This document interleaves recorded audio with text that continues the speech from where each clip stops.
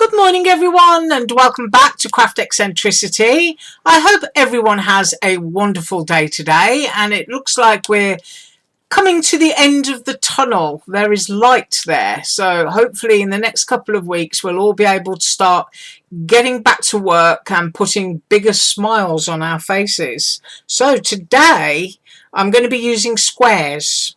I haven't got a clue what I'm going to do with my squares, but I'm using these squares from Surprise Creation.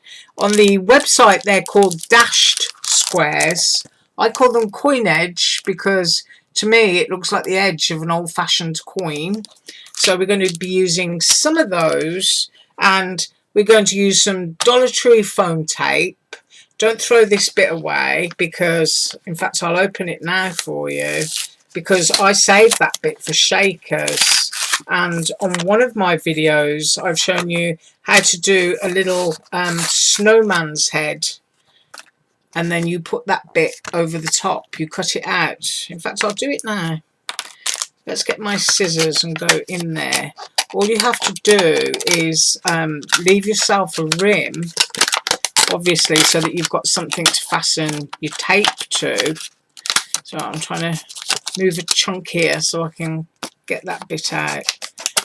And I usually save these in a bag because they just look really nice on tags for Christmas. So that's the bit that I would normally save.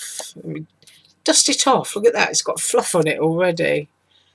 Can you see? You've got a lovely little dome.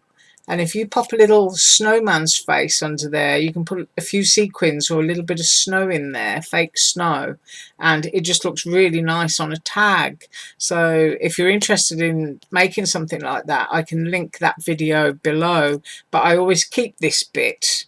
So anyway, I don't know how many you get on a roll. I just know you get an awful lot for $1, and the brand is Super Glue.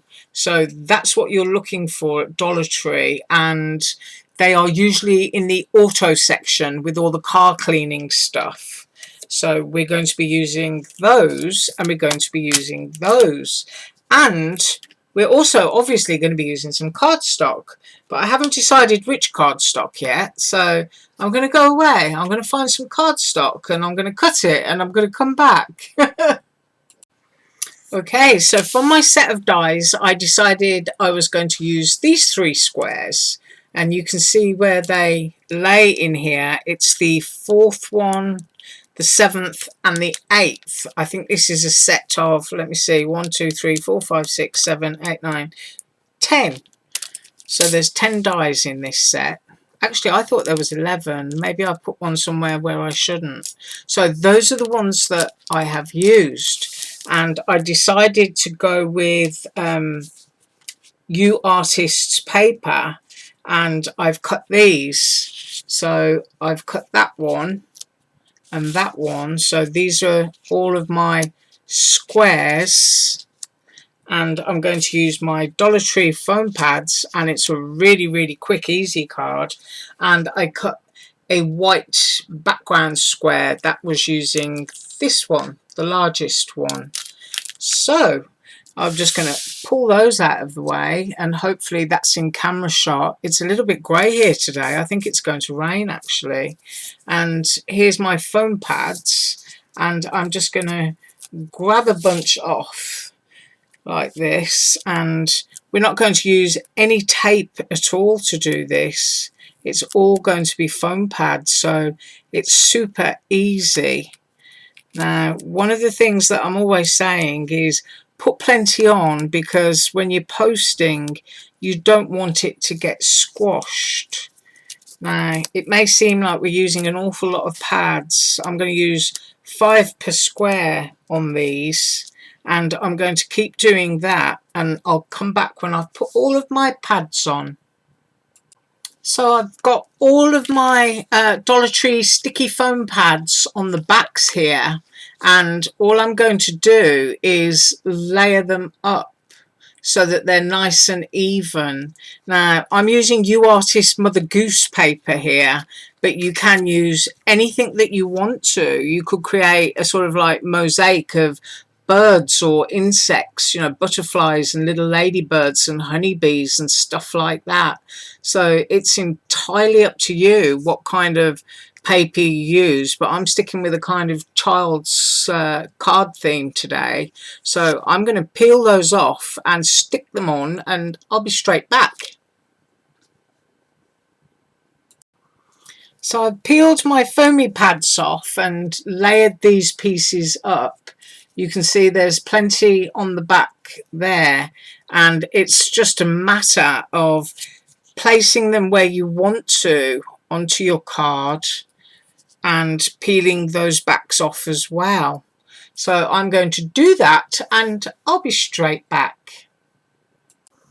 Okay, I'm back and I've stuck them all on. So you can see, just by using a few squares, choosing elements in your paper, whether it's flowers, insects, birds, can be any little element you want. Choose a background that kind of coordinates, and you've got a really nice card. So look at all the dimension on that. I would pop an easel onto the back of this so that it can stand up. And if you wanted to go even further with this, get some ribbon and go underneath and over and then around, come back up and tie a big bow, and it would look like a gift package card. So lots of things that you can do with squares. But if you've got like scraps of scrapbook paper and it's just sort of like very small elements on that piece of paper that you enjoy, then instead of wasting it, just get out your squares and cut the bits that you really like. So I hope you enjoyed that, and I will be back tomorrow. And I think tomorrow it just has to be Easter, doesn't it? Yes, I'm going to get the eggs out, and I may even have a few eggs that aren't available anymore, but I will try and hunt them down. So I think Easter cards tomorrow. Right, you have a wonderful day. As usual, all links below. Bye.